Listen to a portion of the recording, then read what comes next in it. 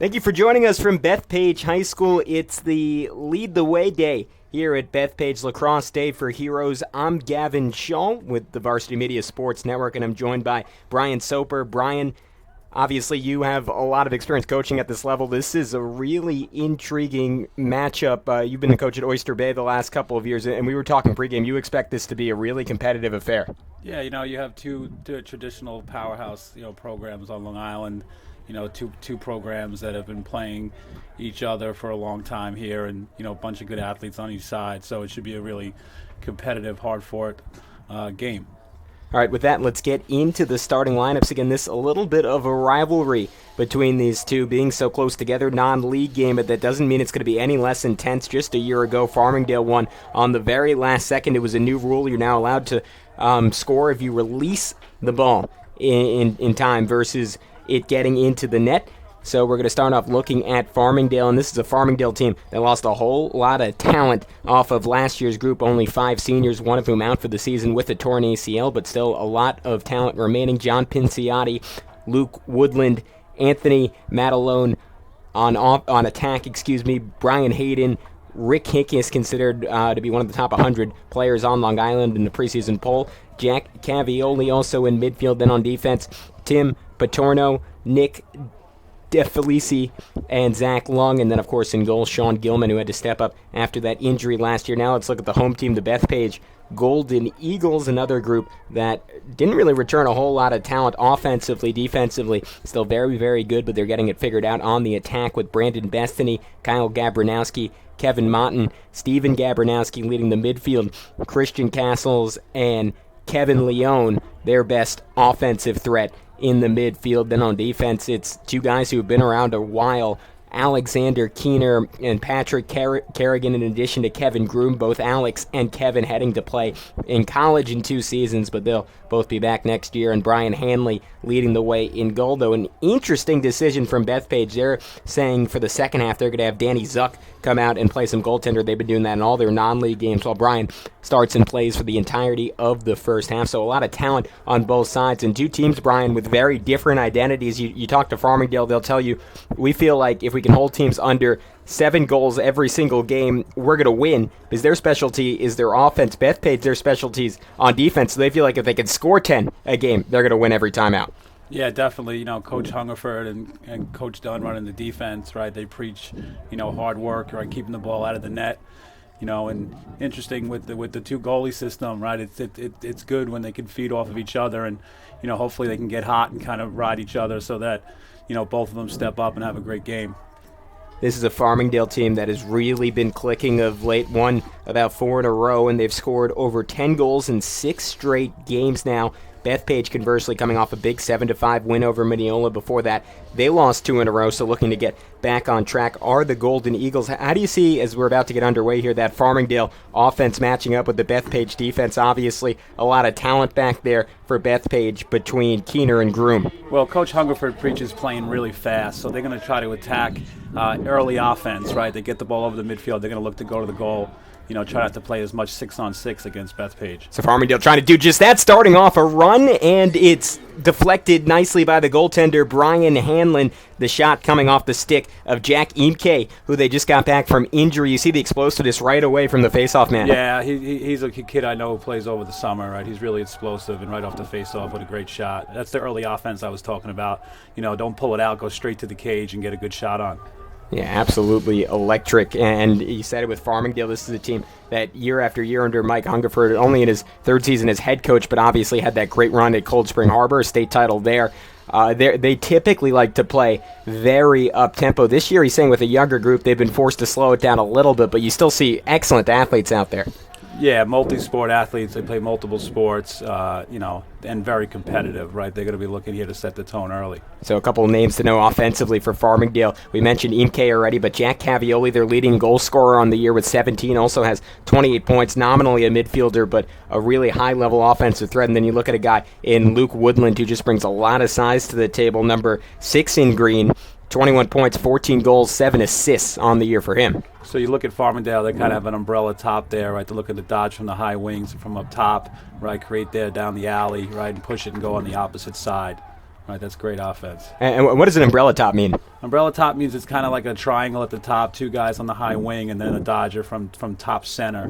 So they're looking to kind of dodge those high wing areas and from the center and try to get good matchups and draw early slides. Yeah, and you see them now stretching out that Bethpage defense a little bit, but that's kind of how Bethpage likes to play defensively. They're so comfortable with their athletes in space, they're willing to kind of stretch them out a little and be aggressive. Yeah, and coaching against Bethpage for the last few years, these poles have a lot of experience. So having an experienced goalie with 3 poles really makes you feel confident when you're a coach. Yeah, we mentioned Keener in particular. They put him on an island against the best offensive player for another team, and he tends to hold up pretty well. Number 27 in white, just a really high-level athlete.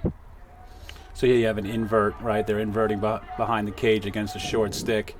Someone will pop to behind, right, and they'll try to look to get a cut or to dodge and draw a slide. So far, Bethpage's defense has held up nicely after that initial shot. Now a little bit of room. Bounce shot saved beautifully by Hanley, but on the deflection, he couldn't do much there. That too easy in front of net for John Pinciotti.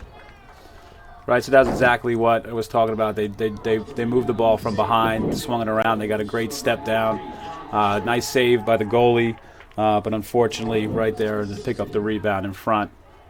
So that was a great possession. Coach Hungerford, you get a possession there of, almost 3 minutes, and you get a good shot and you finish a goal.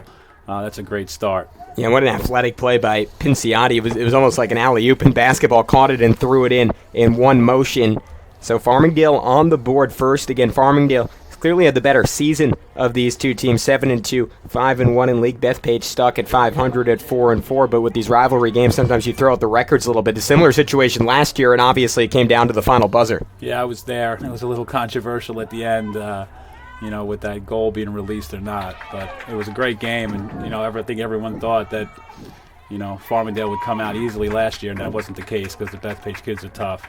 Yeah, so first opportunity here to see this Bethpage group on offense, and there isn't necessarily that one standout guy for Roddy McCoy's team. It's really a balanced effort between Brandon Bestany, Kevin Leone, Kevin Moten, Ryan Smith. They have a few different options, and it's a different guy depending on the day.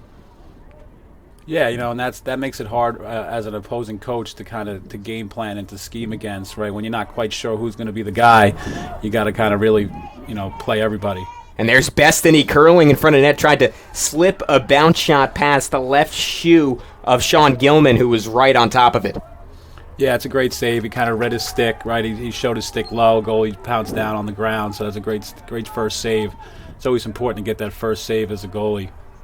Gilman, a guy who started last season as a sophomore when he wasn't really expected to play. They had the great Brody Agris, who was coming off an all-county season, now a freshman starter at St. John's, but he tore his ACL early last year, and Gilman really stepped up and had a nice season for Farmingdale before they lost to Syosset in the playoffs. Yeah, that was a big blow. I trained goalies, and Brody's was someone who came to us, and trained, and that was tough for him. But Gilman stepped right up, never missed a beat, right? And this year he really is relishing the role. Again, Farmingdale showing a lot of patience offensively against this excellent defense. Now the shot's fired. How about that? Right into the top of the cage off the stick of Dominic Ciaccio. Right, so you see there, that's a great high bounce shot off the turf. I'm sure it was a scout. If you see the goalie, number 1, he's going down. Right, he's going down, real early there. Nice bounce shot. You see the goalie kind of down on his knee. I noticed that on the first shot as well. So that's probably a scouting thing that Farmingdale picked up on. High bounce shots will go, and that was a great one. And you see there kind of the wing dodge to get to the middle. Right, when you get to the middle, it's kind of like a foul shot in basketball. Like, that's the best shot you can get. So wing dodge to the middle with a great bounce shot. How is Farmingdale creating these openings on defense for this Bethpage unit that's been so stifling all year? It feels like they're finding a lot of open space in the early going. Yeah, because the way that they run their offense, the crease guy kind of moves and takes away the slide guy. You manipulate the slide guy, and then all of a sudden he's moving while the dodge is happening.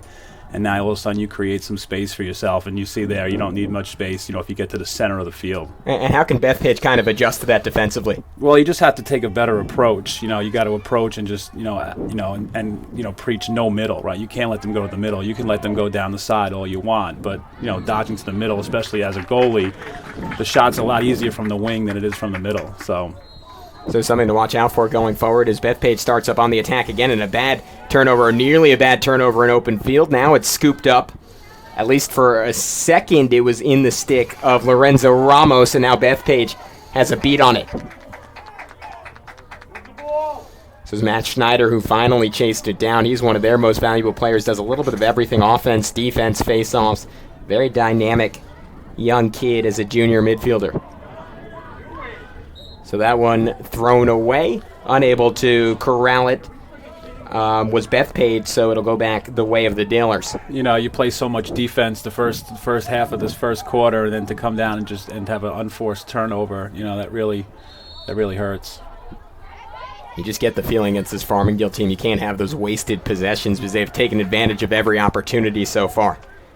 Here's Rich Hickes, again, considered by Newsday to be one of the top 100 players on Long Island in their preseason poll. Interestingly enough, the only Farmingdale player that appeared in those rankings, you figure a guy like Matt Olebetter, if he was healthy, third torn ACL in 4 years for Farmingdale's leading goal scorer from last season, a guy that they really expected to lead the way this season before that injury, so instead he's out. And Hick is the only guy who got that preseason hype, but obviously, as you almost expect with the program as renowned as Farmingdale, they've had guys step up and they've had guys be really dominant. Yeah, definitely. You see here again that Farmingdale's really attacking the short stick midfielders of Bethpage, right? Alley, clearing the alley through X, right? Now they'll look to kind of get it to the backside. Here's Cavioli trying to curl around, find some space along that crease area. You see they're not in any rush to really attack the poles, right? They kind of wait until they get the short stick matchup that they want. So here they'll swing it.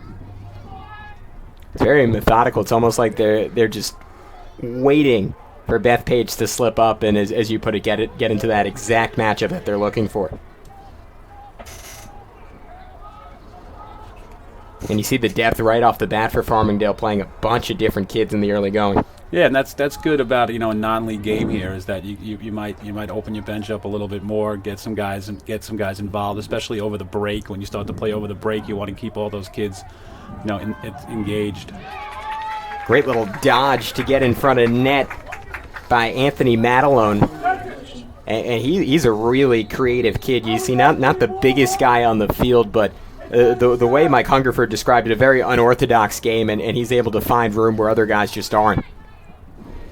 So that's better defense, right, cutting off the middle, but you see how much they're attacking that middle. Then you get a slide. And Matalone unable to chase down that loose ball, so unforced turnover for unforced turnover, tick for tack, and Bethpage another opportunity to get back into this game, down 2-0, just under 5 minutes to go in quarter number one. So Farmingdale showed a little 10-man ride there where they had the goalie out, and that was a great pass by the defender to beat it. So Kevin Leone does just that, and Bethpage cuts the deficit in half. How about that? Just ripping it high to low was Kevin Leone. Yeah, so you see, the 10-man ride in lacrosse, it's like a gamble where you're kind of a full court press in basketball, and the defender made a great pass, and all of a sudden you got some odd man situations in the offensive end, and it was a great cut, and then a great shot. And you see the rivalry aspect there. Farmingdale, at least over the last couple of weeks, they've been blowing teams out, getting up on them early, really controlling games. And Bethpage down 2-0, not intimidated. They come right back, notch a goal, and they're right back in this one with 4:40 to go in the first quarter. And a similar type of bounce shot, nice high bounce shot. Goalie kind of went down to his knees, right, and finished it.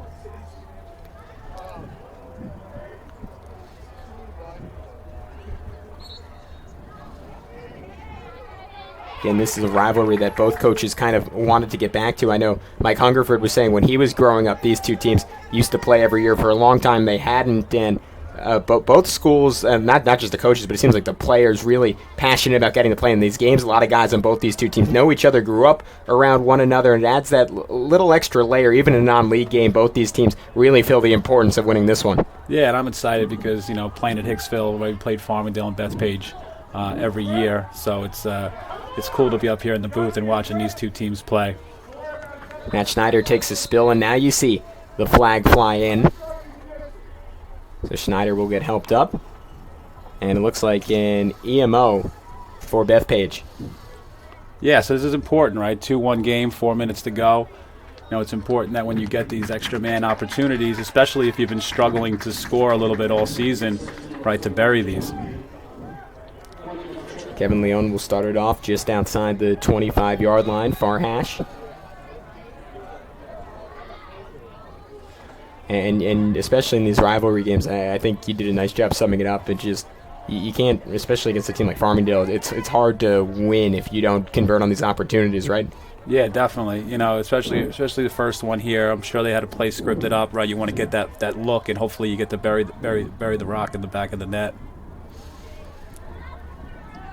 Very patient right now is Bethpage, probing, looking for room. Again, they don't have that one option in this area, so anyone can shoot at any moment. Isn't necessarily that guy you'd expect. Yeah, so now they're in the 3-3 look, kind of 3-3 Australia look, trying to look to skip the ball down low. And a jump shot goes off the left pole, courtesy of Brandon Bestany. So relatively easy opportunity for Sean Gilman to turn back. Didn't have to do much. Yeah, low percentage angle. Still a good save by Gilman. Though that one turned over and it'll stop play. Rich Hickes was checked right around midfield. So timeout taken by Farmingdale. 3:02 to go, quarter number one. It's a 2-1 lead for Farmingdale over Bethpage on the Varsity Media Sports Network. Interested in sponsoring a live stream broadcast? Varsity Media Streams offer tremendous visibility for your business. Contact us at 516-403-2050 for rates and packages. Hey sports fans, why settle for watching games after they've been played? Varsity Media brings the action to you live. Contact us today to learn more about streaming your events live.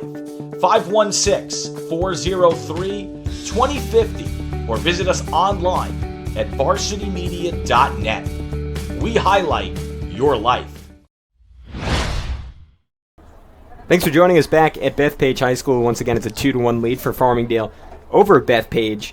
And Brian, you were just telling me about that during the break. We saw Rich Hickes handling the ball near midfield. Not a guy who typically gets in trouble in that midfield area, usually able to navigate his way out. So you thought that timeout call was a little bit interesting. No, yeah, I thought it was a great call. He must have felt like it was a little bit of pressure or something wasn't quite right, especially after you kill a man down. You want to make sure you get the ball over. So to call a timeout in his defensive end, right? That was a great call because he obviously felt like something was going awry there. Right, and obviously now gives him an opportunity to reset, plan things out, and get it back into favorable territory for Farmingdale. The slogan this year for the Dalers is "Raise the Bar," and it's kind of an interesting one because, at least on paper, this is Mike Hungerford's not necessarily his worst team, but certainly his youngest, and because of that, maybe the one with the least expectations. But he was saying they're still hoping to get that shot at Massapequa at the end of the year, and he said, you know what, not necessarily a game we'd expect to win, but you get in that situation, anything can happen. And even with this young group, he loves the way they're developing and the way they're coming together. We mentioned it, 6 consecutive games with at least 10 goals. He feels like come playoff time they could potentially beat anyone. Yeah, I was talking to him before the game. He's saying that they're only playing 3 seniors, so that's great to be so competitive and riding a hot streak right now. And just young guys getting confidence is exactly what you want as you get into the later in the year and then get the Hofstra. That one ripped and wide of net. So you see there, he dodged the alley, and as soon as he dodged the alley, they doubled right away, and then the high guy popped. So that's a great look to get your shooter some shots. Cavioli just couldn't quite direct it the right way there.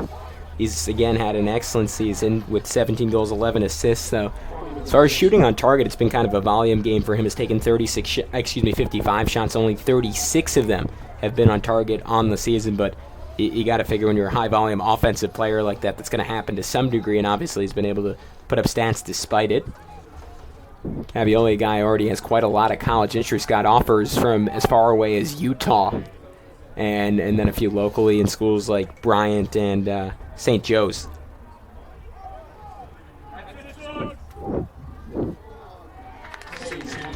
So that one deflected back, the shot from Brian Hayden.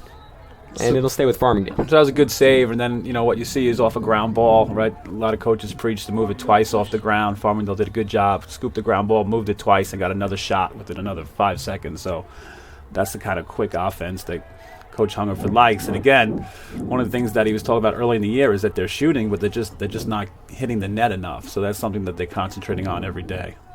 That one ripped, trying to do just that there was Cavioli. And it'll stay with Farmingdale once again thanks to the hustle on the back end. So in the stick of Gian Pisciotti with just under 90 seconds to go in the quarter. So you see how spread out they are, right? Great spacing by Farmingdale, right? Giving them plenty of areas to dodge.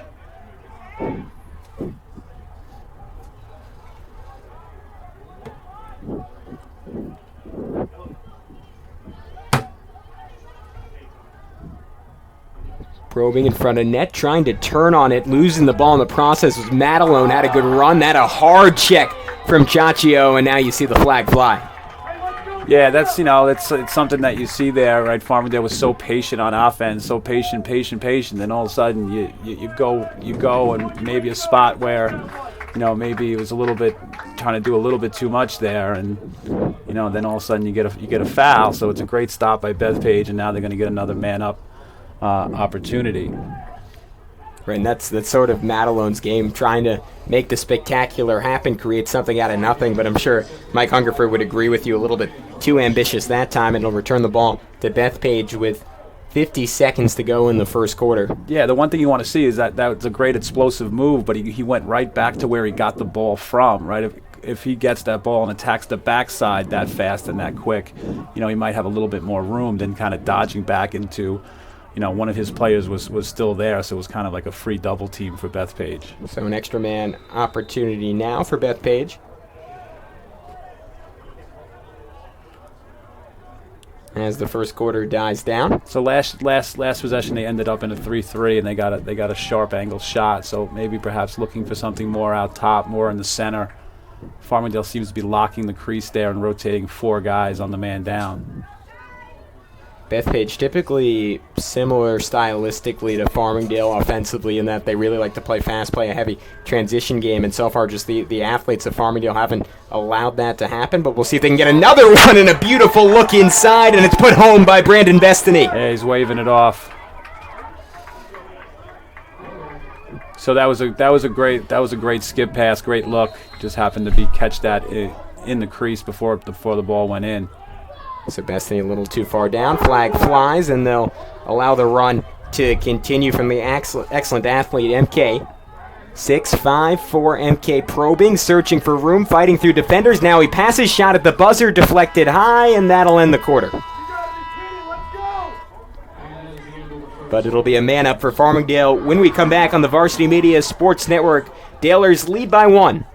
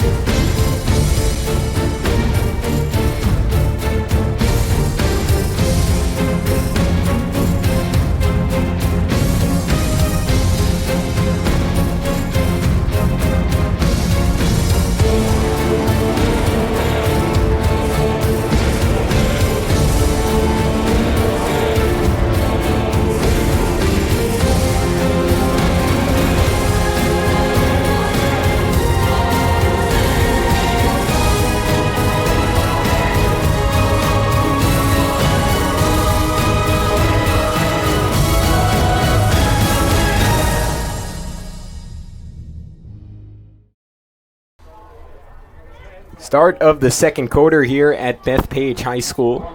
And we have a good one in this rivalry game. Farmingdale up 2-1 over Bethpage.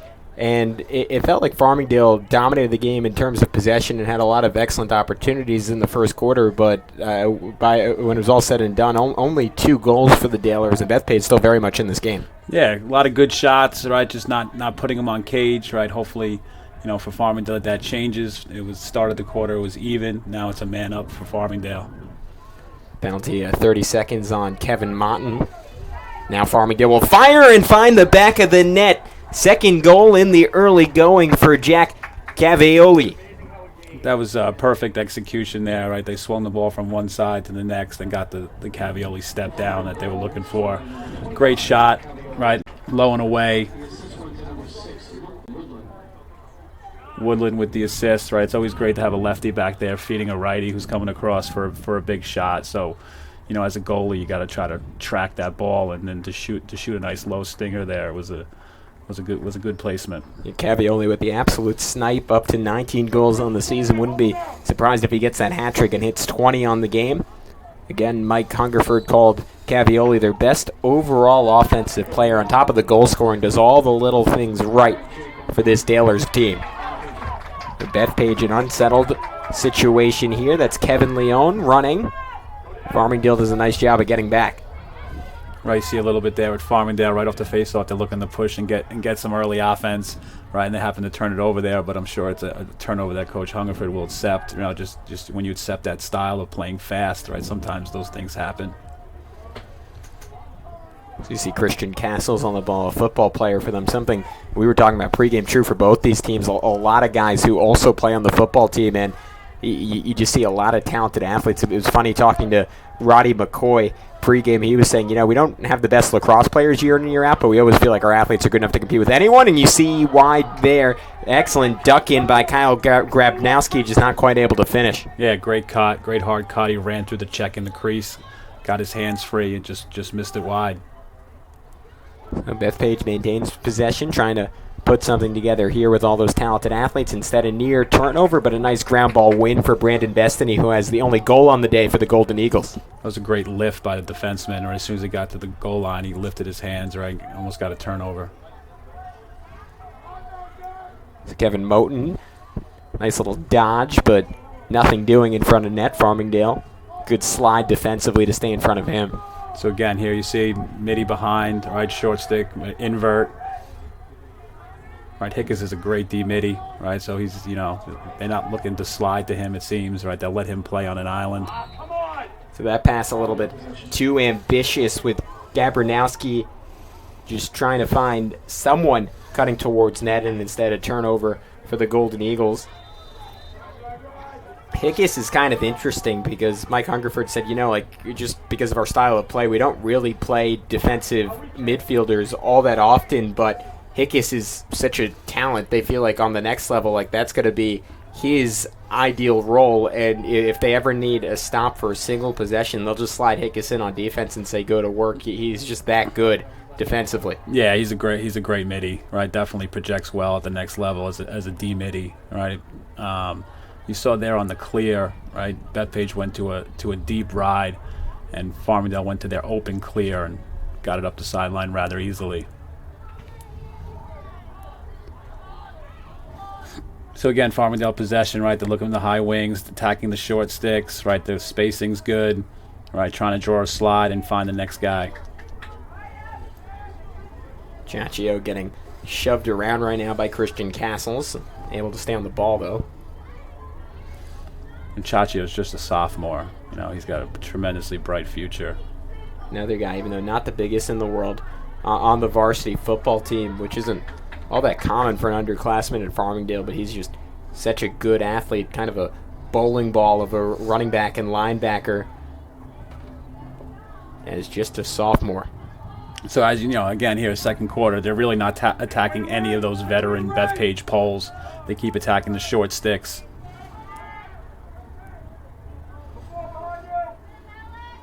Trying to pick out those matchups, and a good little jump save that time by Brian Hanley. A little aggressive coming out of net there. Is that what you would teach a goalie to do in that situation? Yeah, Or is that a little bit of improv? The defenseman did a great job kind of forcing him to a spot where the shooter had to make that decision. So as a goalie, you feel comfortable there, hanging on your pipe and really exploding to the ball, because he didn't let him go front side, as we say. The more the shooter comes to the front of the cage, the more angle he has. And the fact that he has no angle allows him to be really aggressive there on the pipe. So the Bethpage defense stepping up to open the second quarter, but not before giving up a goal. Under 8 minutes to go until halftime, a 3-1 lead for the Dalers on the Varsity Media Sports Network. War is hell. But for seriously injured Army Rangers, their families, and the families of the fallen, peace can be held too. It's up to us to lead them back. Support Army Ranger Lead the Way Fund. Ease the costly burdens of rehab and vital living expenses. Our son Jimmy Regan would be the first to give, and he was.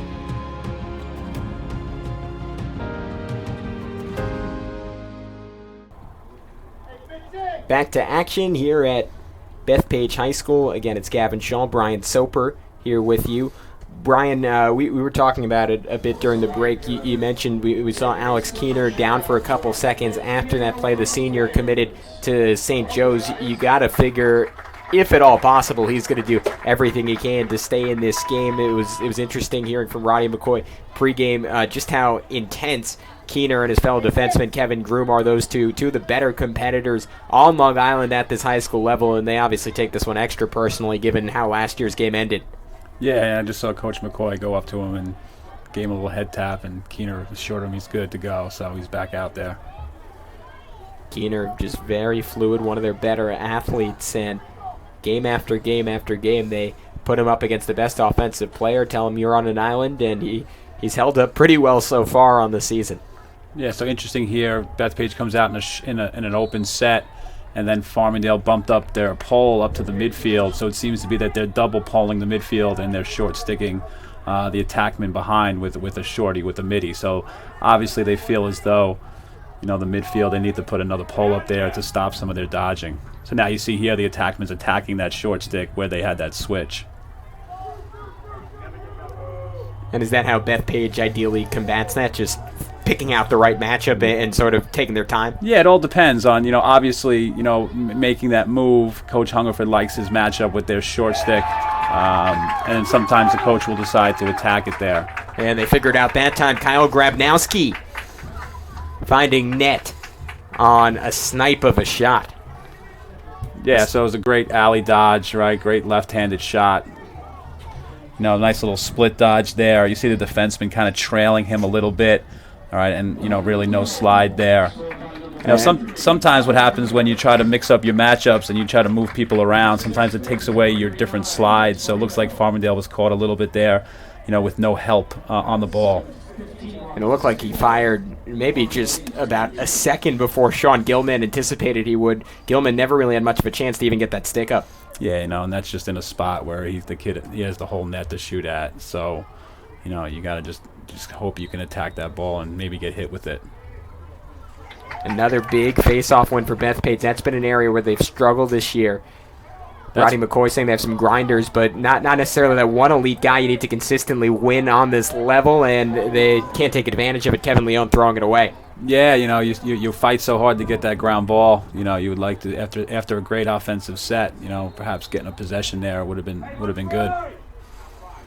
Can you just for a second talk about just how important having a great face-off man at this level? Because I know it's something that Coach McCoy really, really drove home to me, and just how night to night how competitive it is when you're playing on Long Island. Yeah, especially in the conference, the upper half of the C conference. There's so many good face-offs: Wantaw, Cold Spring Harbor, Locust Valley, and the game is all about possession, right? If you can dominate possession, it makes your life as a coach so much easier.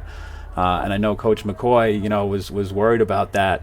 And to win a few here, but then to turn it over is kind of like the last thing that you want. But hey, they're toughing it out in there, and he's really competing at the X. So Bethpage unable to take advantage of their opportunity. We'll see if Farmingdale can turn it around. With those face-offs, sometimes as a coach, you got to start to find ways to combat if you're losing face-offs. Double polling the midfield and things like that. And another goal for the Dalers. Brian Hayden rips one. And you saw Alex Keener coming up there, but maybe a little bit injured or just didn't quite see it, but couldn't get there in time, and it's a 4-1 lead for Farmingdale. 4-2, excuse me. So again, you see a pick up there, a little pick and pop, pick and roll type action there, and you see Farmingdale keeps wanting to get to attack the middle of the field, and their spacing is so good that you have to commit as a defender if you're going to stay or if you're going to go. And, not going there led to a wide open shot right down the middle. For Brian Hayden, that his 19th point, 11th goal on the season. A very high IQ lacrosse player, committed to play for Pace University next year. Just one of those guys who's really been coming on strong offensively for this Dalers team over the last couple of weeks as a senior. Just hitting that stride. Yeah, and you see that last possession. That was the first time we saw all game where they set a pick up there. So they've been attacking and kind of letting guys create in space, and now you add a pick. It's a whole different thing for the defense to communicate, and they caught him there kind of, respecting the pick and pop a little bit too much.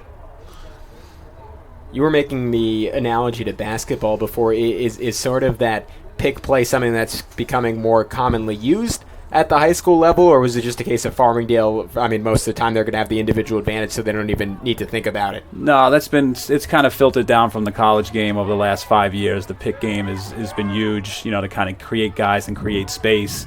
I know Roddy McCoy, he calls them his razor picks, right? He sets those behind the net, but it's just a way to get a little bit of space for your guys. And once you draw the space, then it's the defense slides, and now you got guys that are open. So after the scramble, Farmingdale came within inches of coming up with that one, but just unable to keep it in play. And it'll be another chance for Bethpage to run, which again is how they ideally like to operate, though. With the type of athletes Farmingdale has, you haven't seen a ton of that on the game. The Farmingdale defense continues to swarm, that time checking it away from Alex Keener, who came up from defense, but a good recovery by Kevin Moten. There he goes. He got a touch in the box. So you saw when they came down, Keener brought the ball down, and Farmingdale kind of locked everyone off and attacked the pole. That's exactly what you want to do. A pole brings it over. You got to be able to get that ball on the ground. And they kind of encourage Keener to do that. They like when he gets involved offensively. Obviously, just one of their best athletes has a baseline, kind of an advantage, but you're absolutely right that time. Farmingdale playing it picture perfect. Yeah, I know he's back in there, but it looks like he's a little hobbled. There's certainly something to watch out for going forward. Keener, arguably their best player overall, so any injury to him, especially against an offense as explosive as Farmingdale, could certainly be a factor. There's a shot and another goal, this time Steven Grabernowski, only his fourth on the year. What a time for him to get involved.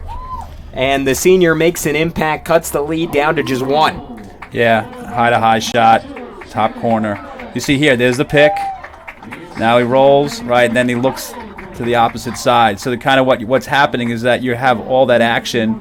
The pick is going to the ball. Everyone's focused on the ball. Now the guy who's on the other side is kind of ball watching or sleeping, and now you get a step down from, a big kid, big shooter, time and room.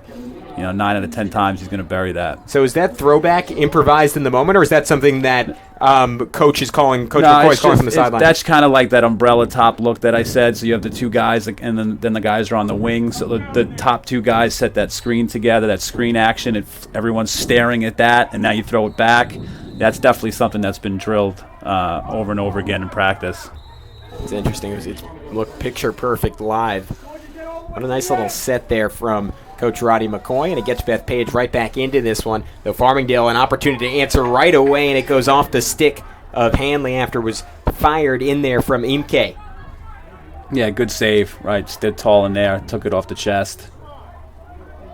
He almost looked stunned. He paused for a second. He was like, "Did I get to that one?" Yeah. Hey, sometimes it just hits you, and you got to pretend like you were all over. Yeah. Is that something you guys teach? All right, here's how you look serious after a shot, and you convince everyone you knew what you were doing. Even when it hits the pipe and you didn't get it, you shake your arm like it hit you. It's goaltending 101. Yeah. So again, you see here, deliberately tacking those short sticks. The pole is kind of staring it down. Here comes a pick. So you see these four guys that kind of run a little bit like a weave set. They're all together, right? It's called pairs. And finding the back of the net there, Dominic Ciaccio. That's his second, I believe. He's had a really nice offensive game. Yeah, the first one was with his left hand. That one's with his right hand. And as only a sophomore, you can bury the ball with both hands. You're multi-threat. Mentioned two-sport athlete as Ciaccio plays some running back, plays some linebacker, and you see the physicality here going right at the defense and then just sort of swinging it into the net. Yeah, I see the defender actually did a great job. He actually cut off his left hand and he went right. I'm sure that's the scout, and he buried it. I'd like to see the goalie stay a little bit bigger there. He kind of dropped to his knees and gave him that low corner there. And that's something we've seen a couple of times now from Brian Hanley. You were mentioning maybe an aspect of his game that Farmingdale picked up on the scout and has been able to take advantage of. They've scored 3 times now going high. Yeah, it's not just him. It's a lot of goalies, right? The tendency, especially even on turf, is to kind of drop and dip your hands. And I think even the Farmingdale goalie, Gilman, has kind of left the top open a little bit more than he'd like. So Farmingdale trying to add to it. They win the faceoff this time. MK, who's coming off an injury, playing really well. Nice pass. That one hit off the top of the cage. And Farmingdale will have another shot. Timeout taken by Mike Hungerford. He wants to talk it over with 2:26 to go until halftime. His Dalers up by 2, courtesy of a rip from Dominic Ciaccio. Interested in sponsoring a live stream broadcast? Varsity Media streams offer tremendous visibility for your business. Contact us at 516-403-2050 for rates and packages. Hey sports fans, why settle for watching games after they've been played? Varsity Media brings the action to you live. Contact us today to learn more about streaming your events live.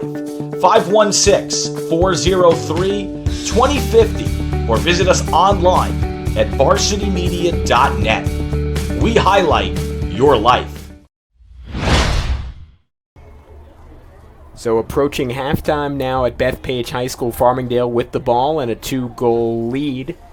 And they're finally generating a little bit of offensive momentum in this one, maybe starting to figure out that Bethpage defense, or it could be as simple as the individual talents for Farmingdale taking over. But either way, it feels like they're starting to reassert control. Though Bethpage, they've been very good about responding in this game. Yeah, that last shot off the post, it was early offense. Right, they went right, got it over, right went, got a good shot on the net. Interesting coming out of the timeout here. I'm sure the last look they had, they went a little pairs offense where it's like there's 6 guys on the field, 2 guys play together, 2 guys play together, 2 guys play together.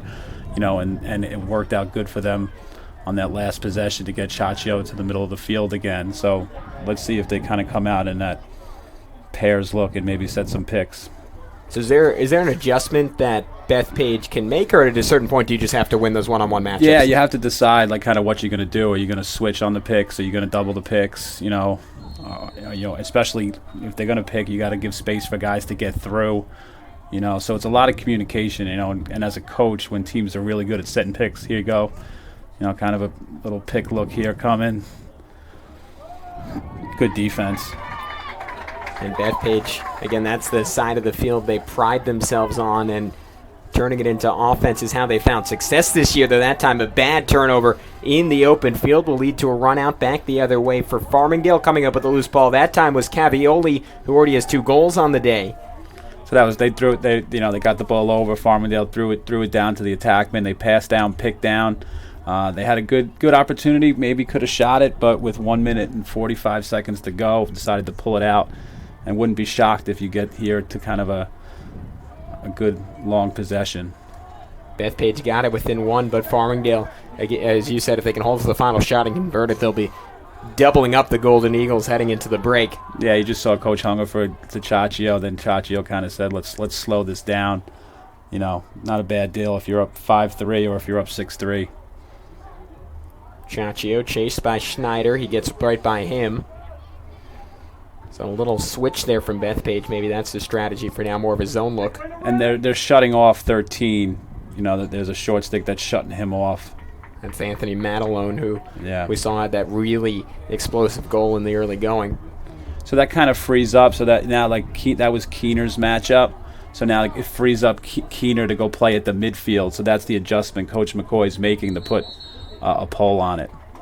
So that time an offensive infraction called against Luke Woodland, who's been largely quiet on the day, and Bethpage with 45 seconds will have one final shot to get this back to a one-goal game. They have refused to go away on their home field in this rivalry matchup with Farmingdale. And that's the one thing about when you play the pick game, sometimes you get caught, right, with moving screens and things like that, because it's hard, and that's a point of emphasis this year for the referees, is to try to call those moving picks, because it was getting out of hand there for a while. So another infraction there. Bethpage now with under 25 seconds.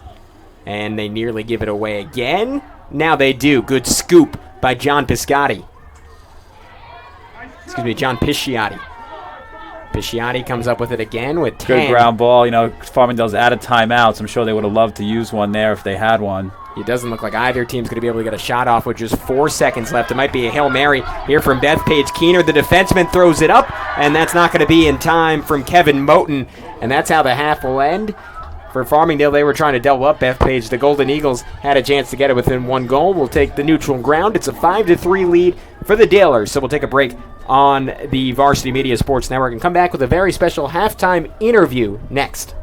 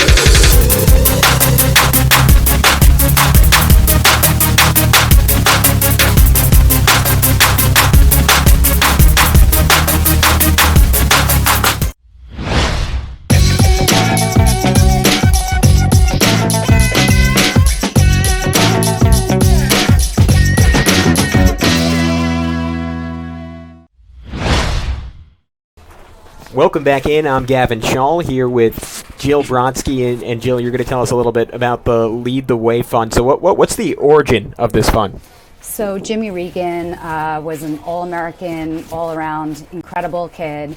Grew up in Manhasset, played at Chaminade from 94 to 98, then went on to Duke, helped lead them to 2 ACC championships. And after 9/11, he shifted course.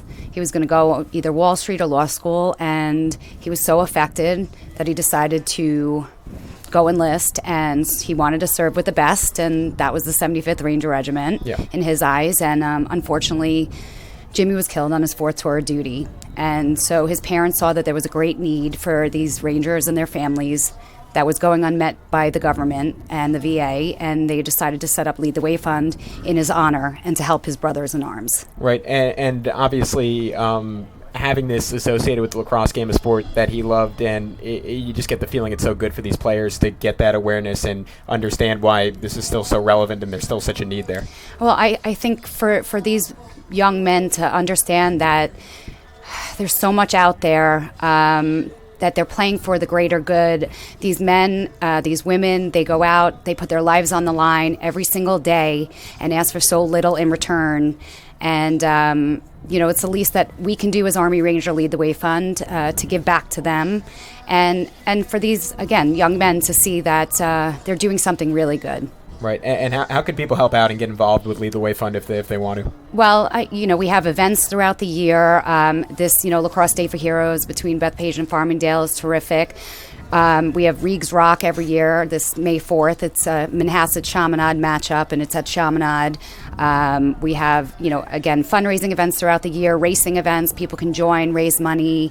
And just look us up, and we're on Facebook, LinkedIn, YouTube, Instagram, and just come out and support us. Yeah, so an excellent call and an excellent event. It's a good game. It's great to have you here, Jill, and something for everyone to be aware of. Again, it's called the Lead the Way Fund. Jill, thank you so much for taking a few minutes to talk us through it. Thank you, Gavin.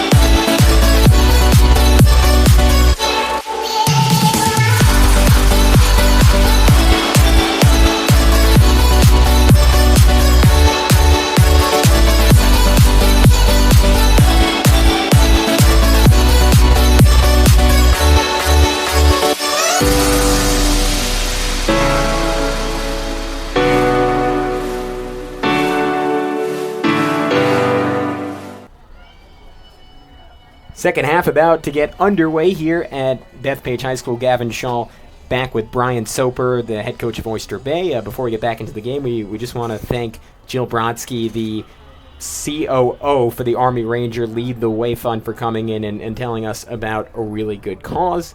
And we have an excellent game here today. It's the Farmingdale Dalers up 5-3 over their maybe newfound rival in the Bethpage Golden Eagles. Again, it was a couple years since they played. Now back-to-back seasons. Last year came down to the final shot, and perhaps surprisingly, it's shaping up to maybe be that way today. Again, Brian, with Bethpage really sticking in this one in the first half. Yeah, I think, they withstood the first quarter, right, with a bunch of shots going wide, and they're in it, right? That's exactly what you want. You're in it. And now an interesting thing to look at in the second half is that, Bethpage they're warming up, Dan Zook, so they're making that goalie change that you mentioned earlier in the broadcast. Definitely a different style goalie, right, much taller, right? So, we'll see if Farmingdale makes any adjustments to their shooting. If you looked at a lot of their goals in the first half, even the ones that went wide, it seems like they were trying to shoot the ball up high. Now with a different goalie in there, it's an interesting thing to look at for the second half. Yeah, and it's intriguing in particular because Bethpage, at least in league play, they've only been playing Brian Hanley throughout the entire non-conference season. They were rotating goalies in this fashion. Brian playing the first half, Danny playing the second. So you just wonder in what kind of game rhythm Danny Zuck is after not playing for a couple of times, especially to come in against this Farmingdale team. It'll certainly be an interesting challenge to open the second half. Who are you looking for offensively on Bethpage to step up? We've kind of mentioned a few times now the story of their season is it hasn't just been one guy, but do you feel like they maybe need that boost in the second half? Because obviously it's shaping up that they're going to need to get around 10 goals to win this game. Yeah, I think what you see is on that last goal. I think the way that Bethpage has to play offense is to kind of, what we call dummy dodge, where they're dodging to draw slides, and then they're looking to skip it or move it to the open player. So when that's the case, you kind of take whoever's there, right? Gabrinovitz was the last guy who had to step down, and obviously looks like that high-to-high shot, can go on most goalies. So I would look for like a hard dodge, try to draw those slides, and then try to skip the ball to that step-down shot again. As you see, they really haven't attacked the ball, the cage from behind. Everything's been kind of up top. So those skip lanes and step-down shooters, you hope that you can get a couple more of those, especially early on here. So second half about to get underway from Bethpage High School. It's a 2-goal lead for Farmingdale. Dalers threatened to end the half, as did Bethpage, putting one in about a second and a half after the final buzzer. And the opening face-off of the second half is won by Farmingdale, and we are underway with Emke, who got off that brilliant look to open the game on the face-off. He's such a good athlete and a guy they really missed when he was injured over the last couple of games. You know, as a coach, the first 2 or 3 minutes of the third quarter is always super important. So to win that first face-off and to get yourself a possession, I'm sure it's exactly what Coach Hungerford was looking for. You've gotten the feeling all afternoon long that Bethpage, even though they've been able to stay in this, Farmingdale hasn't quite felt threatened in this game yet, and it's something you wonder if Bethpage can change in the opening minutes of the second half. There's Jack Cavioli on the ball. Cavioli 2 goals in half number 1. So it's interesting, at the end of the first quarter, you saw them bumping a pole up to play Cavioli, and now he has a short stick again. I'm sure that's going to be a matchup that the Dalers are going to look to go after. At least to draw a slide and then move the ball.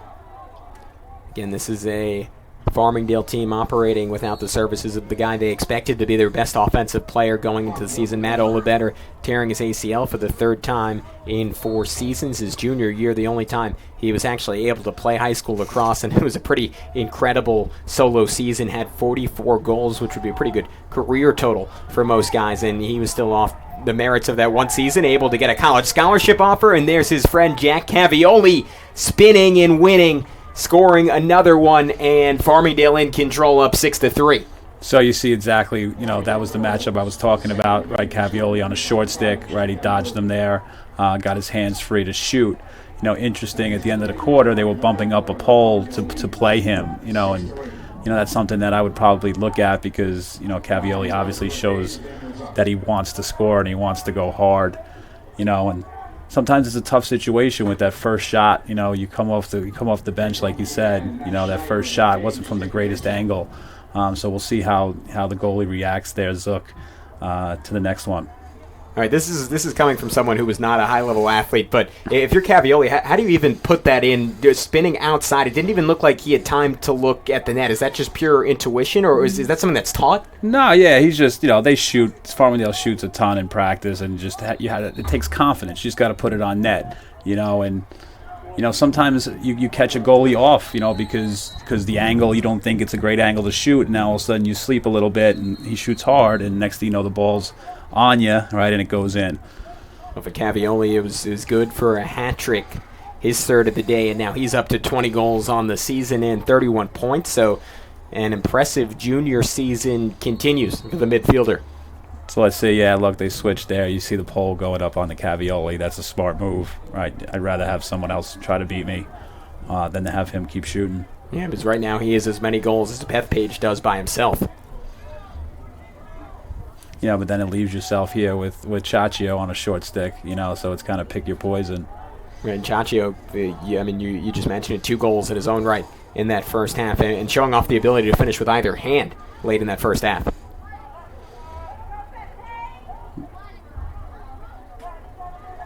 For Farmingdale, in these types of situations, is it their MO to slow down a little bit, or do you expect them to keep playing with the same type of aggressiveness? They're just going to keep. Right there, you saw the pairs look again. They were looking to pass down, pick down, and kind of work off of each other. Vinny Marino, another guy coming off of injury, forcing the turnover there. He's trying to roll towards the cage, and it's the long stick man for Farmingdale coming up with it. Running it down was Jake Emke. Now, this is where you kind of feel the momentum. If you're Farmingdale, you're feeding off of this. You're looking to pump a couple in here, and Bethpage has just got to kind of ride the storm here and hopefully get a save or two and get a possession, right? They desperately need a possession on offense to kind of slow this momentum down. That's been a real theme throughout this game. Bethpage defense stepping up, making a big play, and then the defender tries to take it into the offensive zone and just loses control of it. Farmingdale so aggressive on those rides. Yeah, the spacing wasn't great there for that pass. I don't mind going hard early, but you got to space the field a little bit better. That was like a 2-yard pass, a tough one to handle. So missed opportunities. The story of this one so far for Bethpage, trying to shift that narrative now as Dominic Chaccio operates again. Now curling around is Luke Woodland, who's had a quiet game, and that continues. That one taking a hard bounce off the pole. Yeah, but you see that again. It was a pass down, pick down, right? You get a little pick, gets the left-hander getting to the middle of the field. And as a shooter, if you can get to the middle of the field, and the whole net's open for you. Woodland averaging just under 2 goals per game. That was maybe only his second shot. Another guy who's committed to CW Post, best friends with Matt Olbetter, and he's certainly stepped up in his stead this season. Yeah, and you see with Farmingdale on offense, their attack really hasn't touched the ball, that much this quarter. So obviously the idea of attacking from the midfield and creating that, the attack there, attacked, but it was, off of a pick from the midfield and getting towards the top side of the cage. This is a very important possession here for Bethpage to at least get a good shot on net. Castle swinging it around. Do you see anything different from how Bethpage was playing offensively in the first half, or more the same right now? No, it looked like they went a little bit of a 1-4 look there, and they're dodging from up top, and you see Farmingdale was so quick to slide, so the idea of swinging it to the backside was exactly what they were hoping to look for there. Hopefully you get it to the backside and then you attack. It looks like Gabrinovich 22 is the kind of guy you want to swing it to the backside and attack with. So Kevin Leone on the attack there, able to rebound his own miss. Looking to attack an unsettled situation, and that one just barely deflected. It was a good look for Kyle Grabernowski, and I couldn't quite tell if it hit off the pole or if it was a brilliant save by Gilman. It was either a kick save or the post. Again, we were talking about this at half number one. Gilman knows to take credit for that either way. Oh, definitely. You got to do it. So again, you see here, it's kind of like a 1-4 look. They're stacking, right? They're going to look to pop it. And Cavioli just picked his pocket there. Christian Castle's not much of a chance, and an interception by Keener. Great pickoff. Very important there. Bethpage absolutely needs one here, only down by 3, but I think you summed it up nicely, Brian. The momentum, you could kind of feel it shifting towards Farmingdale, and you just got the sense that they could have an onslaught and put this one away. Yeah, I like that last play where he kind of had a shot to force it there on Bethpage, and he pulled it out to get a possession. I think a possession here is really, really important. So you see Castle's jog back as Bethpage will set up their offense with Matt Schneider on.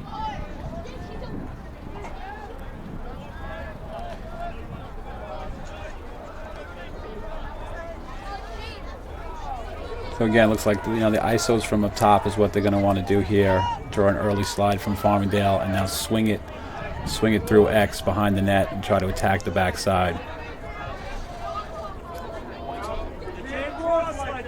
When you say swing it through X, is X just the guy in back of the cage, or what is that position? Yeah, X is kind of the lacrosse term for right behind the net. Anything that goes behind the net is X. And just like basketball, you want to get it from one side, a strong side. You want to get it through X and then get it out to the weak side, because all the defense is on one side and there's less help.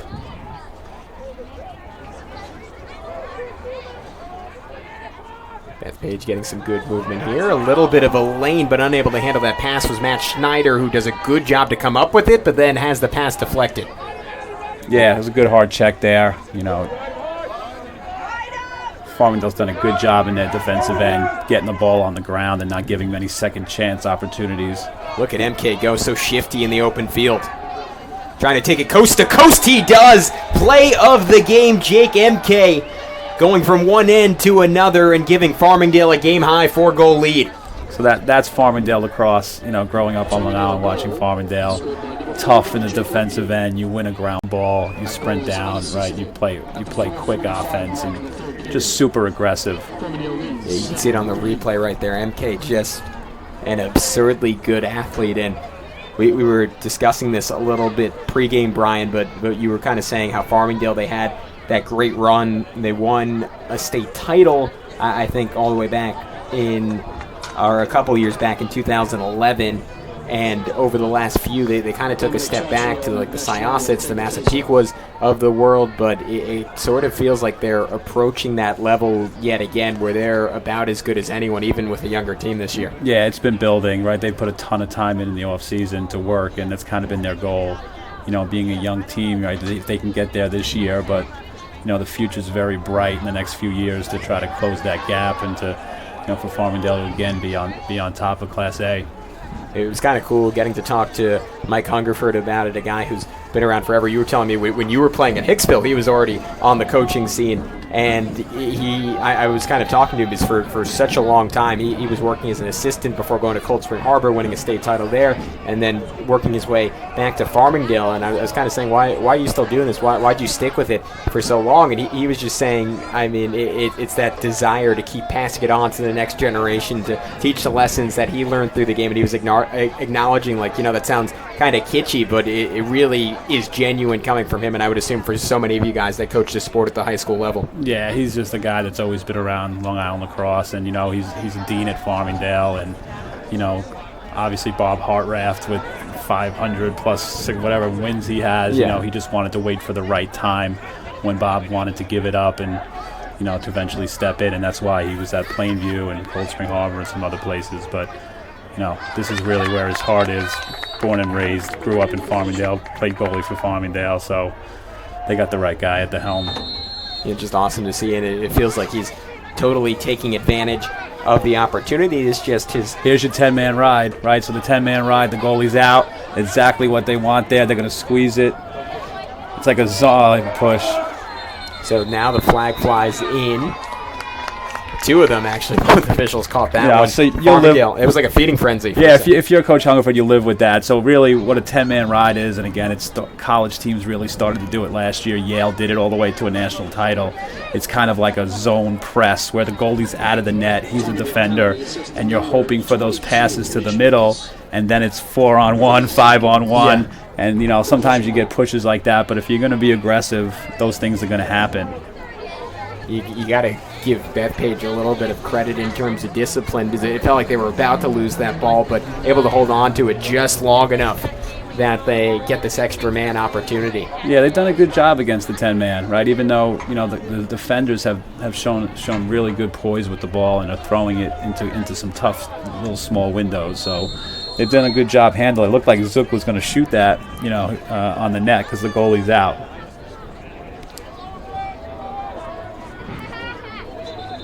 Helps to have the kind of speed that Farmingdale brings to the table in those kind of situations. They close on you just a little bit quicker than you expect, and I got to imagine that's stress-inducing for a ball handler.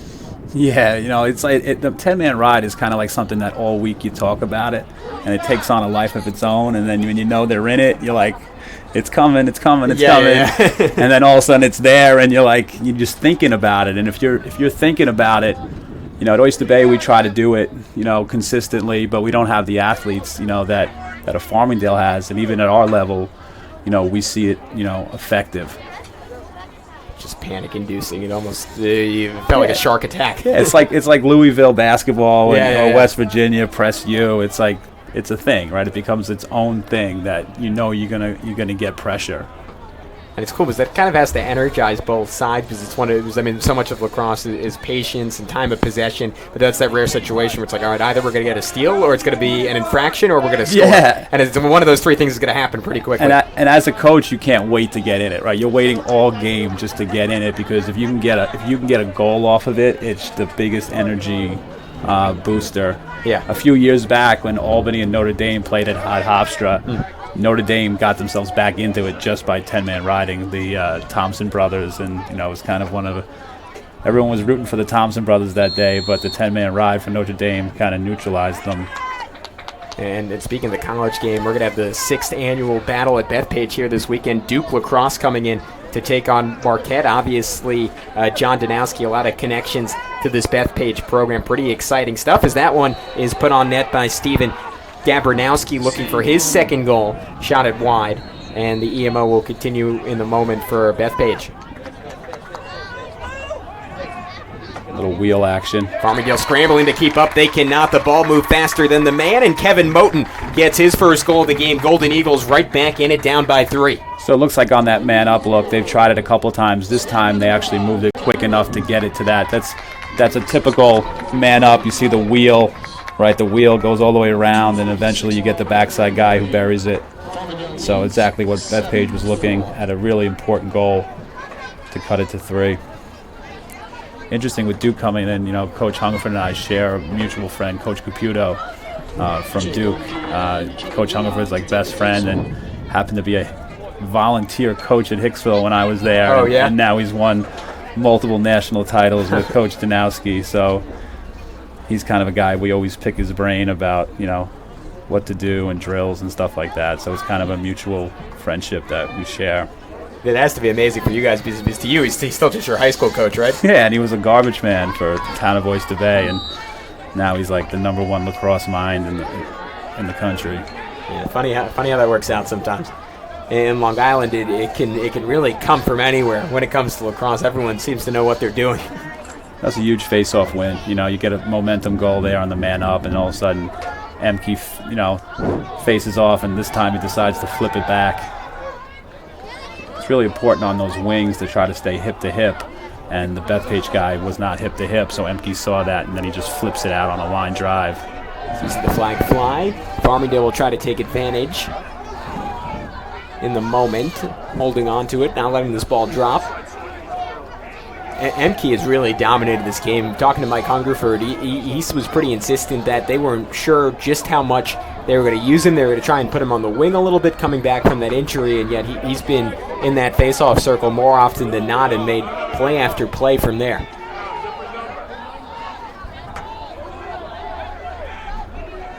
So here's Brian Hayden, chased around by Kevin Leone. Seavery centers.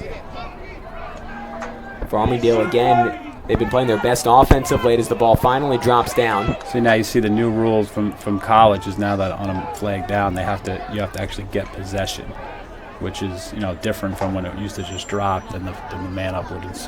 So Bethpage does not get bailed out. Bounce shot, now they'll win possession, and now the extra man will come into effect. Farmingdale, we were just getting into it. It's 6 straight games for them with at least 10 goals, and they've won 5 of those 6, knocking off Floral Park 10-5, and they dropped one at Syosset 13-11, and since then it's just been a dominant run for this group. A 16-2 win over Freeport, 12-5 at Port Washington, 14-5, and then an 11-3 win over East Meadow at home. Yeah, this was, it's kind of like Coach Hungerford was a little frustrated earlier in the year with the way that they started out and playing. But really being patient and understanding that it's a long season and these are high school kids and they're young, and trying to peak at the right time is very important. So last time they got a great look, a little step down shot, same play, becomes a seal. There it is. Excellent look. Different result this time, but there to recover is Matalone. So obviously setting up the big right-hand shooter, Cavioli. The guy kind of seals down the backside. Now they go the other way with it, same spot. This time it's Dominic Ciaccio, and he becomes the second Daler with a hat trick on the day. Yeah, that shot's from way outside. Be interesting to see, as a goalie, that's kind of one that you want to get.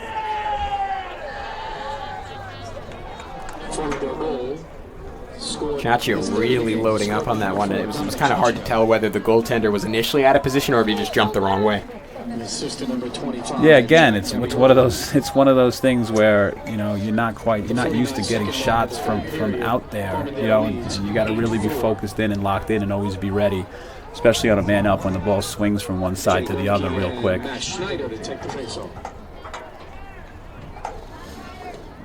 See if he flips it out here to the guy again, because they're not locked on the hip on our side here. So he'll probably flip it right in the air to Hickes.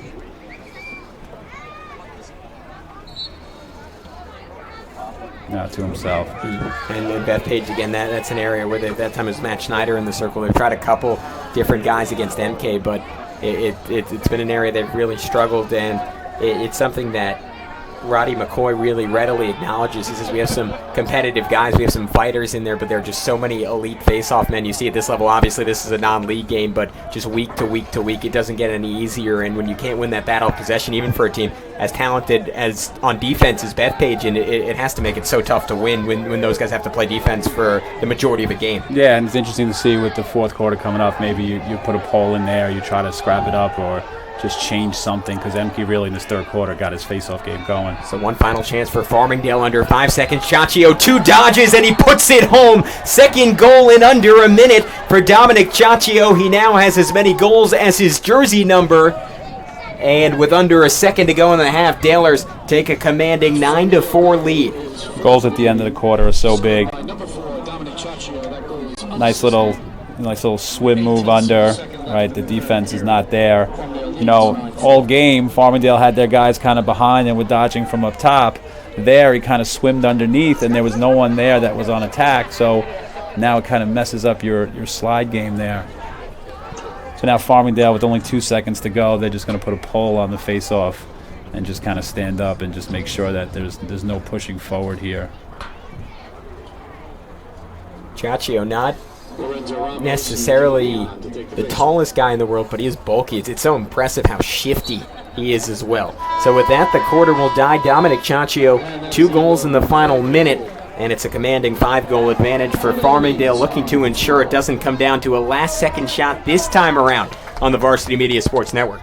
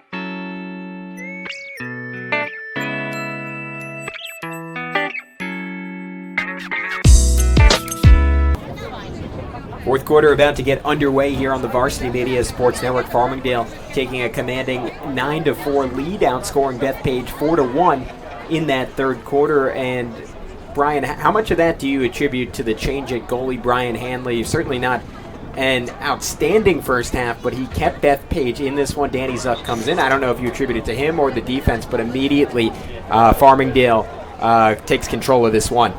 Yeah, I mean, it's always a tough decision, balancing goalies, and this being a non-league game, wanting to get some action there. But, it's very hard as a goalie, especially, sitting out for a whole first half. You've got to make that first save. Making that first save kind of sets the tone. And right now, it's looks like it's 3 or 4 goals and no saves. So it's like, where's the confidence, And, really hoping, really pulling for him right now to make this first save of the fourth quarter, and you'll see him settle in. And again, there's a reason Danny Zuck is out there. It's because this Bethpage team really loves what he brings to the table. They feel like they have 2 excellent goalies, and Zuck's play is what made it so hard to justify just going with Hanley, and they were really searching throughout that entire non-league schedule for which one of the 2 would step up. They felt like Hanley really had a step forward relative to his sophomore season, decided to go with him because of it. But Zuck, obviously a really talented player in his own right, just a very tough situation to come into against a Farmingdale team this good. And we said it, but he hasn't played for a couple of games because he was only getting those second halves during the non-league portion of the schedule, which stopped for a little bit with Bethpage getting 5 games in league and now returns with this rivalry matchup late in the season. Yeah, we played Bethpage last year, and they split the 2 guys evenly, and both of them had very good seasons. MK trying to add to it, that one high. He was on that one. That was good to see. It didn't go in. He didn't get a piece of it, but he was tracking it really, really well there. More about positioning for Zuck in this second half. We thought he might have a little bit of an advantage. Farmingdale was doing such a good job scoring in the top quadrant of that cage.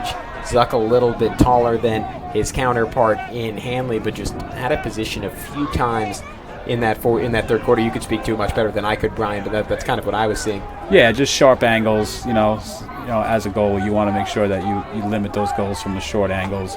If you're really watching the game from a goaltending perspective, one thing I'd like to see Zook do is to keep both hands, on his stick and not be banging the pipe so that he's ready. Right, that's the biggest problem with a lot of high school goalies, is that they're never ready.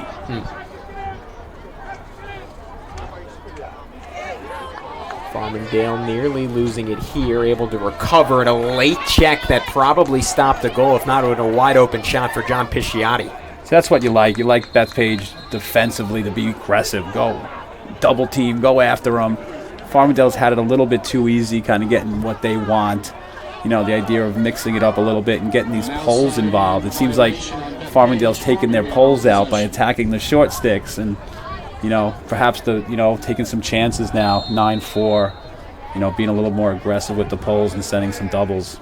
We made a number of basketball analogies today, so I don't want to overdo it, but it's funny. It's almost similar to what you see in the NBA playoffs now, where it's so matchup-based and it's teams just trying to pick out the right matchup, get the ball to that guy, put them in a pick and roll, and just sort of isolate that matchup from the rest of a defense. And it's incredible seeing that concept at least translate to high school lacrosse, and there's a save for Danny Zook. Yeah, that's big for him, right? Again, not a great shot from a great angle, but hey, you get it, and now it builds you some confidence.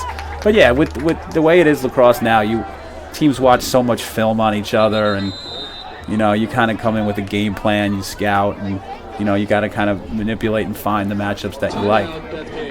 So a timeout taken by Roddy McCoy and Bethpage early in this fourth quarter. Farmingdale in control, though Bethpage with the ball and a chance to respond. Interested in sponsoring a live stream broadcast? Varsity Media Streams offer tremendous visibility for your business. Contact us at 516-403-2050 for rates and packages. Hey sports fans, why settle for watching games after they've been played? Varsity Media brings the action to you live. Contact us today to learn more about streaming your events live. 516-403-2050 or visit us online at varsitymedia.net. We highlight your life.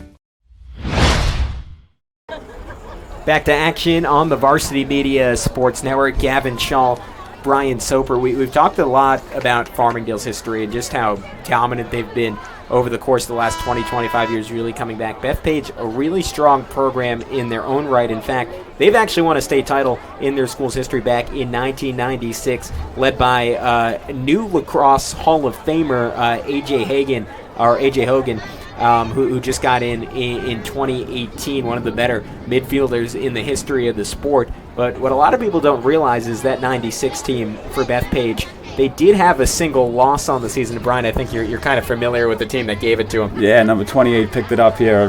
Rob Kasha, was one of their attackmen, and we happened to catch him that day. It motivated them for the rest of the season.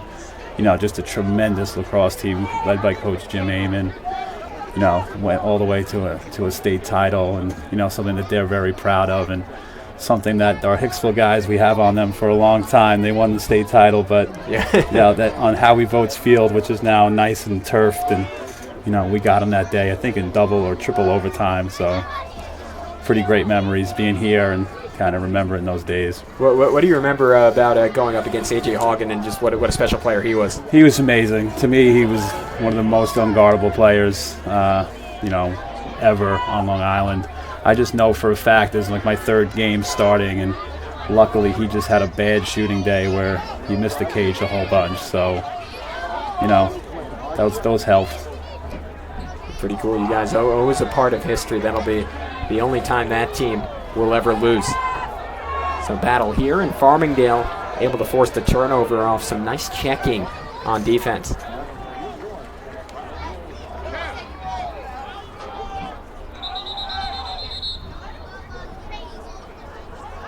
Now it looks like a timeout may be taken by Mike Hungerford, wanting to talk things over. So we go back-to-back with the breaks. Dalers with the ball up by 5, 8:30 to go on the Varsity Media Sports Network. War is hell. But for seriously injured Army Rangers, their families, and the families of the fallen, peace can be held too. It's up to us to lead them back. Support Army Ranger Lead the Way Fund. Ease the costly burdens of rehab and vital living expenses. Our son Jimmy Regan would be the first to give, and he was.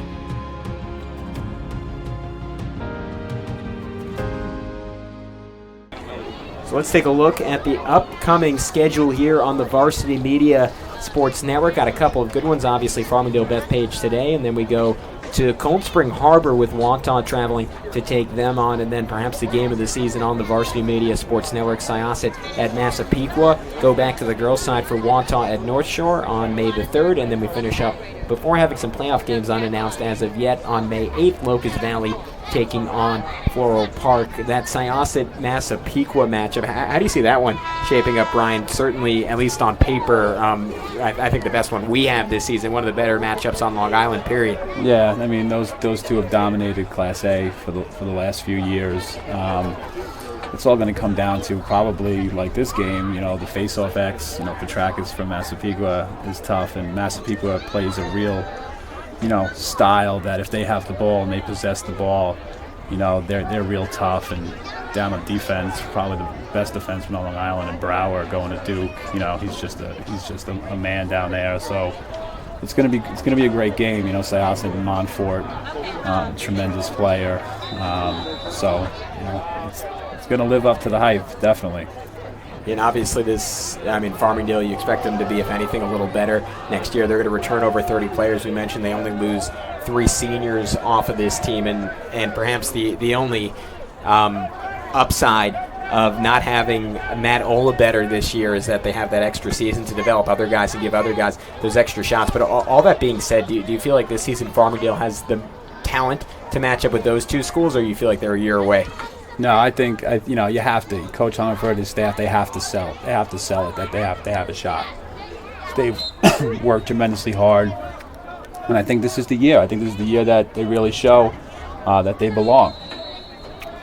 And again, they've gotten, in Mike's first 2 seasons, they've been in those situations to compete with those two schools. In 2016, they lost in the county championship to Massapequa. Last year, it was particularly impressive, going 14-3 with their star goalie, who we mentioned earlier, Brody Agris, out for the season, and a couple of other injuries up and down the roster. Still able to go 14-3, and they lost to a Syosset team they actually beat during the regular season. Yeah, I mean, it's just something that is, high school sports, and, the next man up, and preaching that kind of mindset, and having a lot of kids work out in the off season, that they have plenty of guys to step up, and you can see that a lot of guys have really clear, defined roles, and when you have that, you can kind of fit guys into the system. Yeah, Coach Hungerford saying that, it's particularly heartbreaking the last couple of years, especially, we've said it a few times, but worth renoting what happened to Matt Olabetter. Missing 3 of your 4 seasons of high school lacrosse, and he showed what kind of special talent he was last season. 44 goals in his 1 year with 3 ACL tears in the same knee. Again, the good news for him, though, still going on to a college career at CW Post, going to be joined by his best friend and another real talent in Luke Woodland, who we haven't seen a whole lot of today, but a really, really dynamic player for this team, number 6 in green, and it'll be nice to see those two get a chance to play together. Yeah, Allbetter is like an energizer bunny, right? He just never stops when he plays, and trying to slip one behind net that time was Matalone, and again, good positioning by the goaltender for Bethpage and Zuck. Let's see what Farmingdale does with this possession, how quick and eager they're going to be.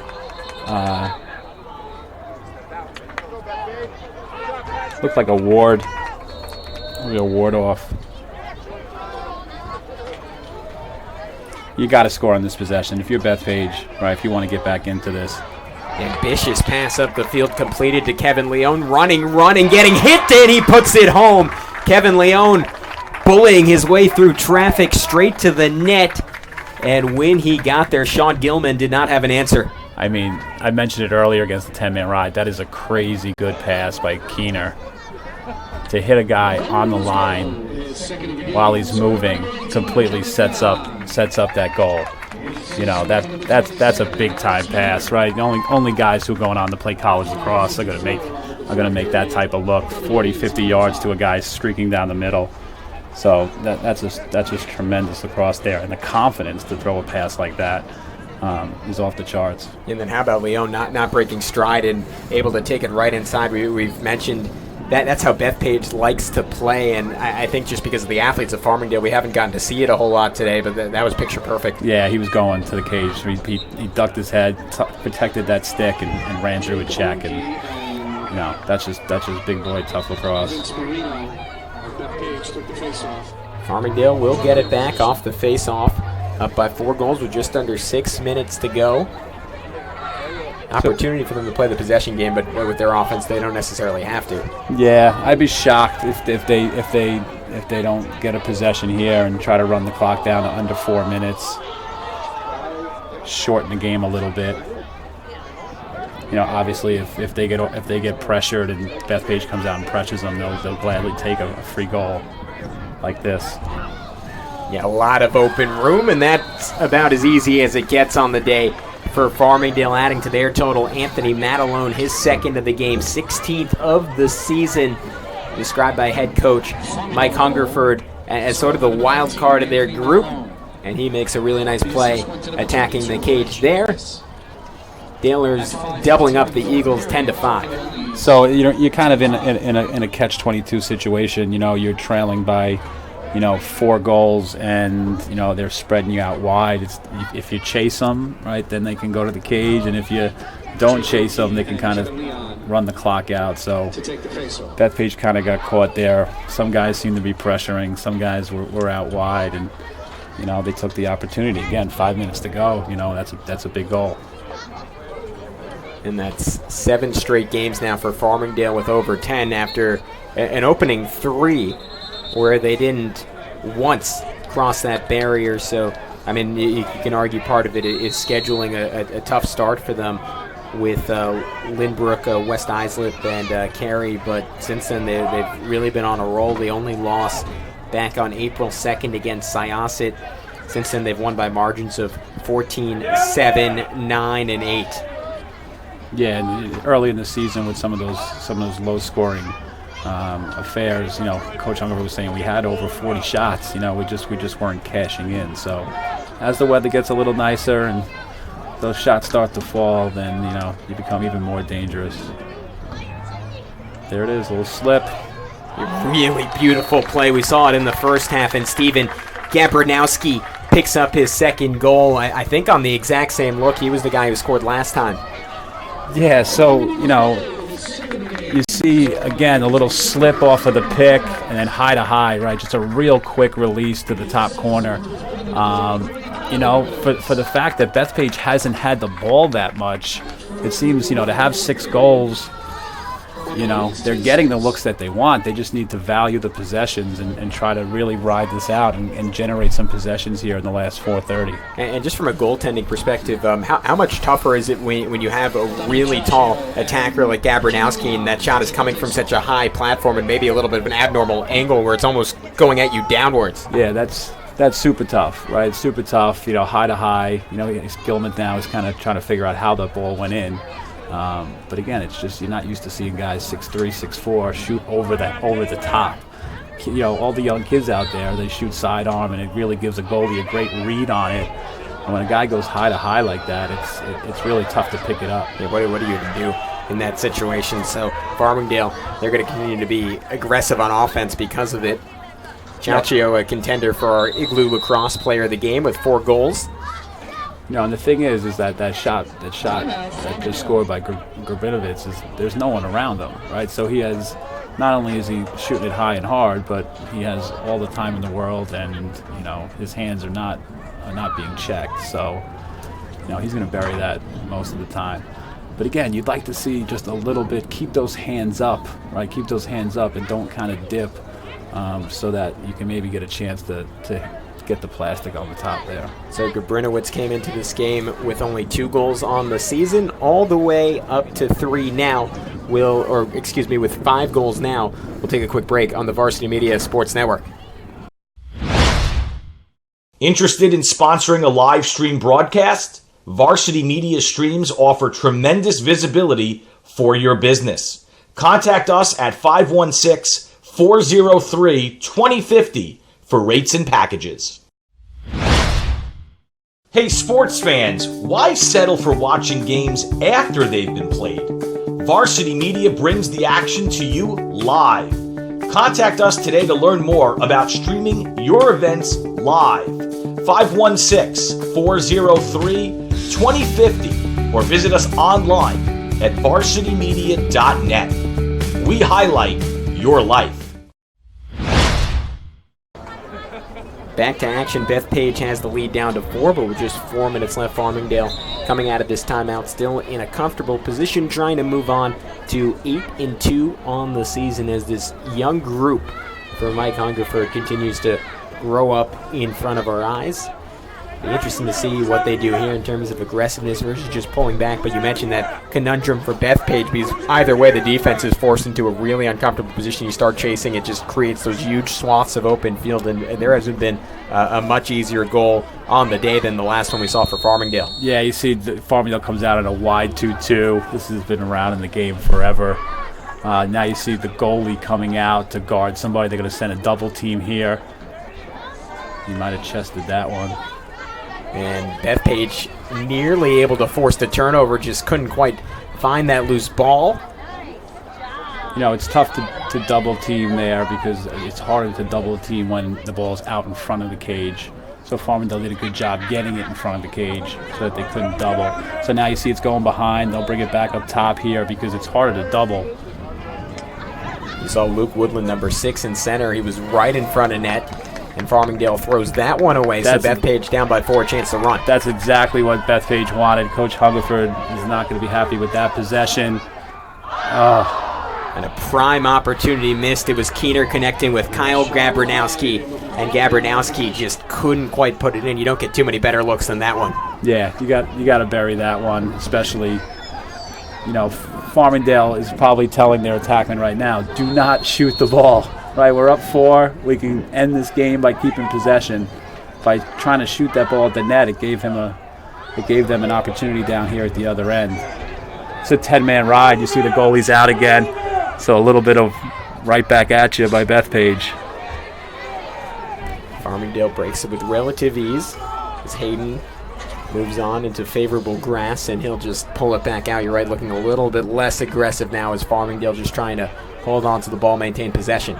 Yeah, so the goalie at some point is going to come out. There he goes. He's going to... Now it's a race to net, and the last-second check prevented an automatic shot from Pisciotti. And again, another turnover, and again, it's a defenseman for Bethpage running with it. Yeah, so again, Farmingdale trying to do a little bit too much there. It's fine to run out the clock. Destiny couldn't find the back of the cage that time.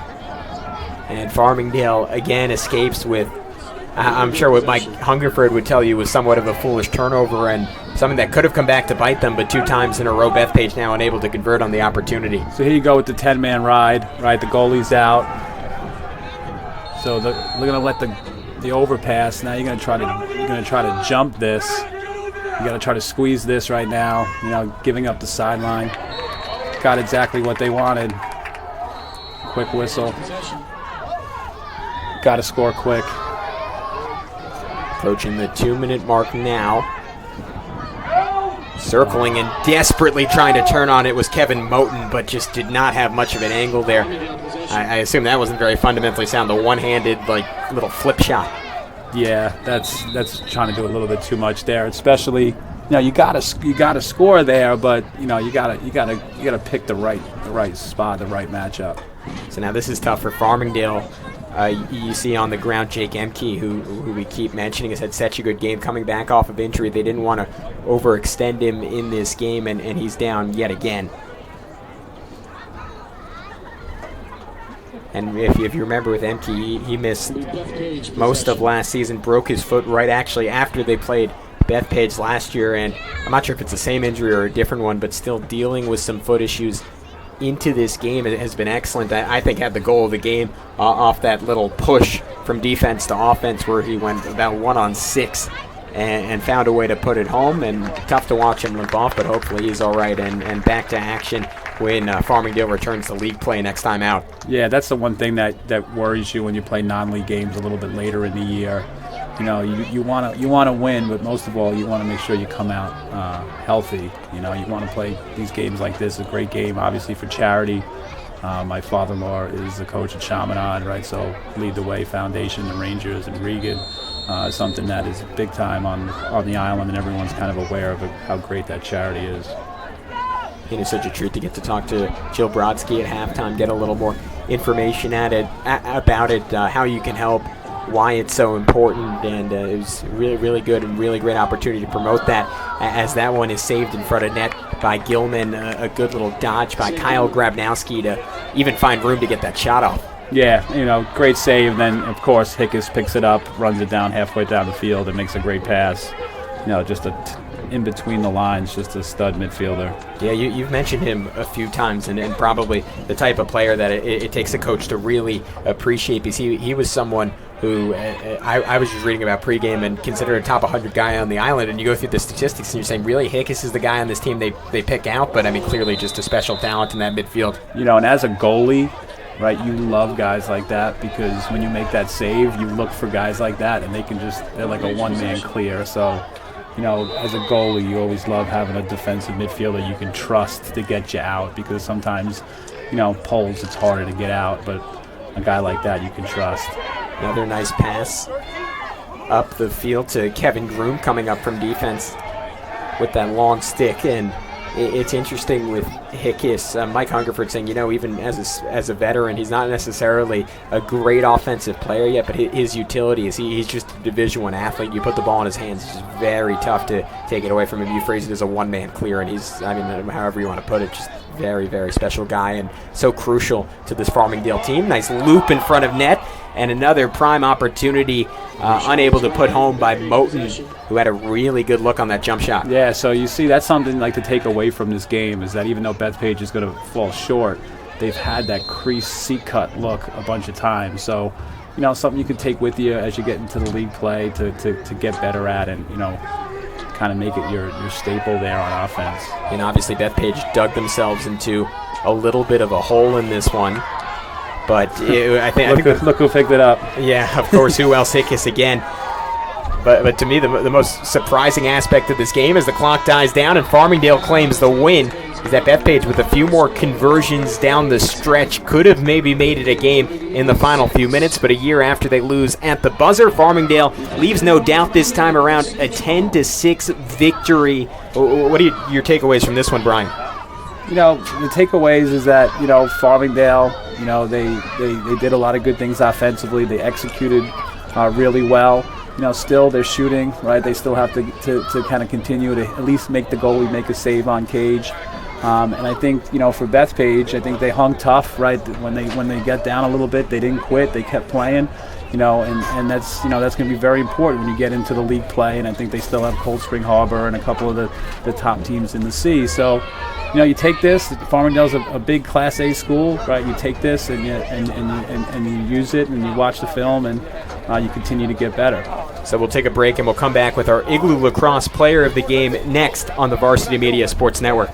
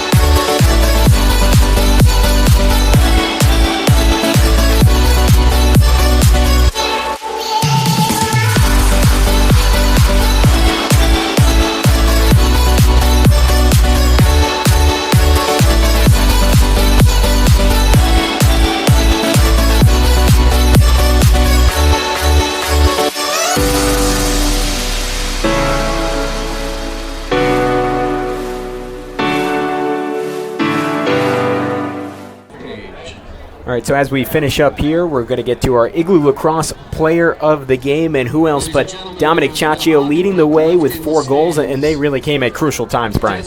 Yeah, it looked like it was a game plan for Farmingdale to isolate him off of the wings and up top and dodging, and he's got his hands free, and he shot well, right? He shot well. He put him on cage, right? They went for him, and for a sophomore to be so confident in shooting, and the coach to put so much confidence in him by having the ball in his stick, it shows a lot, moving forward for him and Farmingdale. Ciaccio goals at a pivotal time. His 4 providing the winning margin for Farmingdale, 10-6 over Bethpage in this rivalry game. For Brian Soper, for our entire crew, I'm Gavin Shaw, signing off from Bethpage High School at the end of this rivalry game. To the facility that day. It is a major fundraiser for the Bethpage Educational Foundation. So we invite